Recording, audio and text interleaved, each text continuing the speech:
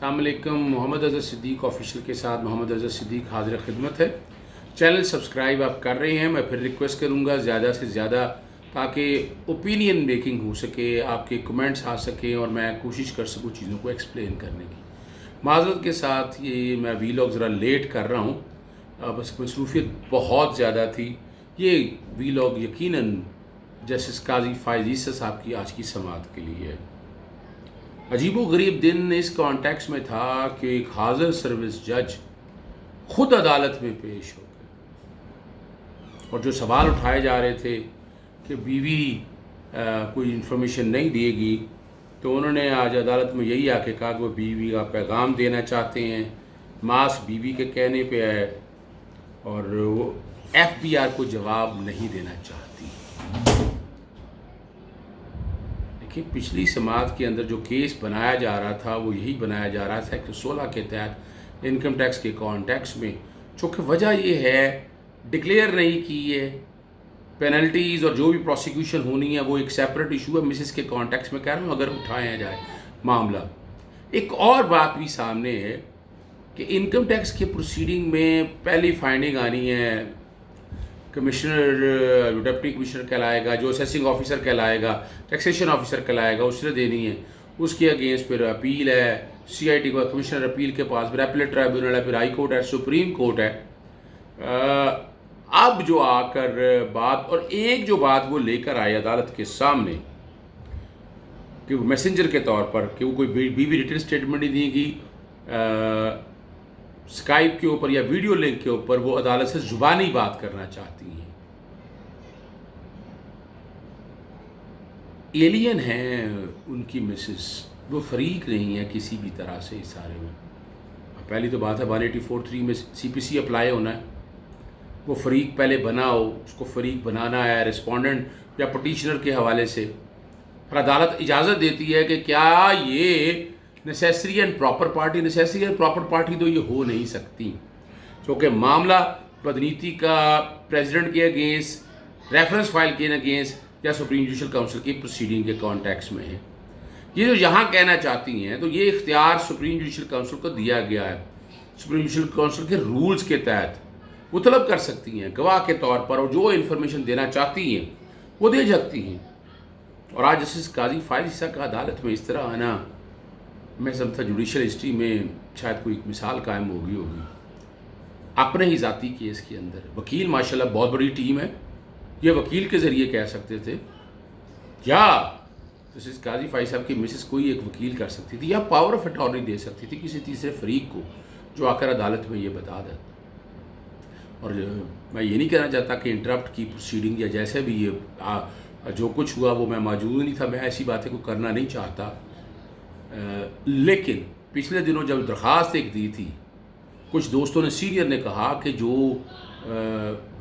لکھا تحریر کیا ہوا ہے پٹیشن کے اندر, مختلف درخواستوں کے اندر جو یہ درخواست دی ہے, یہ کوئی نیا ریفرنس نہیں بن سکتا جسٹس قاضی فائز صاحب. میں نے کہا جی میں اس پہ ابھی تو فی الحال کچھ کہہ نہیں سکتا, لیکن ان دوستوں کا یہ کہنا تھا کہ یہ جو کچھ ہے سپریم جوڈیشل کاؤنسل کا ایک نیا ریفرنس ہے. آج پھر ایک نئی مثال قائم کی گئی ہے. پہلے وزیر اعظم کی پراپرٹی, شہزاد اکبر کی پراپرٹیز, جو بھی اس ایپلیکیشن کے ذریعے بڑا کہا پتہ نہیں کیا چیز ہے, یہ ٹیکنیکلٹیز کی طرف جانے والا کیس ہے نہیں, میری نہیں سمجھ میں بات آتی. پھر ایک اور سوال اٹھایا گیا کہ ریفرنس کی کاپی نہیں دی گئی. شوکاز جاری ہو چکا ہے اور کریڈٹ جاتا ہے جناب بیرسٹر فاروق نسیم صاحب کو. بڑے تحمل سے, بڑے آسن طریقے سے, جو یاد ہوگا آپ کو کہ انور منصور صاحب جو سابقہ اٹارنی جنرل تھے, ان کو اپنا عہدہ چھوڑنا پڑا, اور انہوں نے کچھ ایسے الفاظ استعمال کیے تھے وہ نہیں بنتے, نہ ایسی کوئی بات ہے. انہوں نے فاضل ججز صاحب کے حوالے سے کوئی بات کی تھی, وہ کوئی نہیں بنتا. آپ اپنا کیس قانون پہ لڑیں, اور جہاں بھی جسٹس فاروق نسیم صاحب اپنا جسٹس قاضی فائز صاحب کو قانون پہ کیس لڑنا چاہیے.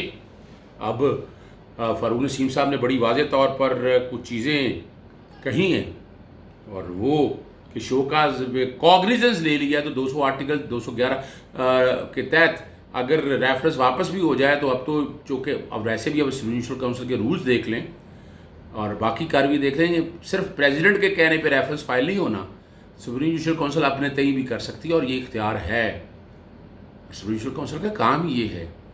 ریگولیٹری باڈی اگر دیکھا جائے کورٹوں کے حوالے سے تو کورٹیں ہوتی ہیں جو سپریم کورٹ کے حوالے سے بڑی کورٹ بیٹھی ہے، ہائی کورٹس ہیں.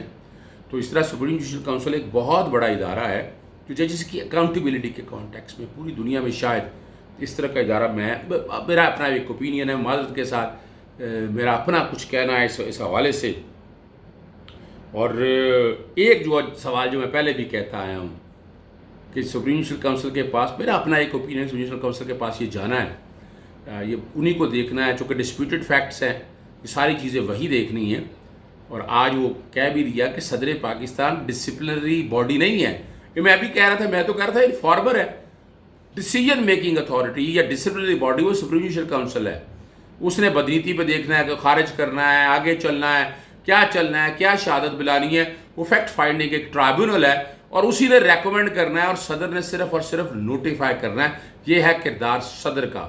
اور آج فاروق نسیم صاحب نے اسی بات کو بڑے آسان اور سادہ لفظوں میں کلیئر کیا ہے اور کوشش کی ہے کہ عدالت کی معاونت یہ سارا کچھ ہو جائے. ایک سوال اور جو کیا گیا کہ مجھے ویلتھ اسٹیٹمنٹ اکاؤنٹس دینے پڑیں گے اور بہت کچھ دینا پڑے گا، اس میں بہت کچھ ہو سکتا ہے، رد و بدل ہو سکتا ہے، کچھ ادارے کر سکتے ہیں، یعنی ایسی کوئی بات کیا ہوئی تھی جیسے قاضی فائصہ کے کہنے کے حوالے سے.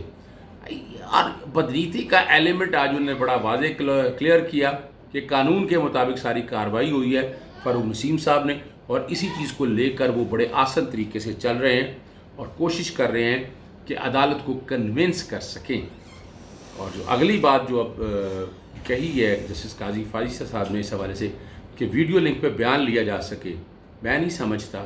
نہ دو فریق ہیں، اور اگر یہ پروسیڈنگ شروع کر دی اس طرح کی تو سپریم جوڈیشل کونسل ریٹرنڈ ہو جائے گی. سپریم جوڈیشل کونسل، یہ کام سپریم جوڈیشل کونسل کا ہے. یہ سارے جتنے بھی یہ معاملے جو یہاں کہنا چاہتے ہیں سپریم جوڈیشل کونسل میں جا کر کہیں. اور as a student of law نہ ایگری پارٹی ہیں، نہ نیسیسری ہیں، نہ پراپر پارٹی ہیں ان کی مسز، کیونکہ ان کے خلاف تو پروسیڈنگ نہیں ہو رہی ہیں، یہ پروسیڈنگ جسٹس قاضی فائصہ کے خلاف ہو رہی ہیں. تو یہ جو کچھ بھی معاملات ہیں اب سول پروسیجر کوڈ میں as a student of law یا تو فریق بنے گی یا درخواست وہ دینا نہیں چاہ رہے. ریٹن اسٹیٹمنٹ کورٹ نے کہا تھا دینا چاہیں، وہ فائل کرنا چاہیں، وہ فائل کرنا نہیں چاہتے. اور اب اس بات پہ کہ صرف خالی زبانی تو یہ تو پھر پروسیڈنگ سپریم جوڈیشل کونسل دیکھے گی، جو بلا بھی سکتی ہے، ویڈیو لنک پہ بھی لے سکتی ہے، کوئی جرا ہونی ہے وہ جرا بھی ہو سکتی ہے. معاملہ جو ہے نا اب منطقی انجام کی طرف یہ پہنچ رہا ہے. یہ سارا سپریم جوڈیشل کونسل کے حوالے سے، اور ہماری عدالت نے سپریم کورٹ نے بڑے آسان طریقے سے مشکل سوال سے مشکل ترین حالات میں بہترین پروسیڈنگ کی. اعتراض جو دیکھیں جو ججز ریمارکس دے رہے ہوتے ہیں وہ ڈیسیجن نہیں ہوتا ہے. ڈیسیجن تو جو ہے وہ تحریری طور پر آنا ہے. تو یہ تو سمجھنے کے لیے، انڈرسٹینڈنگ کے لیے سوال پوچھے جاتے ہیں، جواب آتے ہیں. تو ہمیں ان سوالوں اور جوابوں کے حوالے سے اسی لیے میں کلیئر کر دیتا ہوتا ہوں کہ میرا اپنے ایک اوپینین ہے، وہ اپنے اوپینین کو سامنے رکھ کر، اور میں آج بھی سمجھتا ہوں، میں نے کل 3 بتائی تھیں، یا خارج ہو جائے گی پٹیشن، یا پٹیشن ایکسیپٹ ہو جائے گی، یا تیسرا رائڈر کے حوالے سے. اور رائڈر کے حوالے سے میں بڑا واضح طور پر کہا تھا سپریم جوڈیشل کونسل کو سپریم کورٹ ایسی کوئی نہیں دے سکتی. اب سپریم باڈی ہے، فاضل ججز ہی بیٹھے ہوئے ہیں اس کے اندر. تو سپریم جوڈیشل کونسل نے تو آزادانہ انکوائری کرنی ہے ٹرانسپیرنسی کے بیس پر. اور موجودہ حالات میں جو بات سامنے ہے، بدنیتی کا ایلیمنٹ جس آسان طریقے سے ایکسپلین کر رہے ہیں فاروق نسیم صاحب، میں نہیں سمجھتا کہ سپریم کورٹ کی جو پٹیشن فائل کی ہے جس قاضی فائصہ نے باقی لوگوں نے یہ کوئی ایکسیپٹ ہو سکے. یہ میرا اپنا ایک اوپینین ہے، مجھے تو ایک ہی نظر آتا ہے، اور وہ میں آپ بات آج ریکویسٹ کے ساتھ کلیئر کرتا ہوں کہ شاید یہ معاملہ سپریم جوڈیشل کونسل کے پاس ہی جائے گا. اجازت دیجیے گا، بہت شکریہ.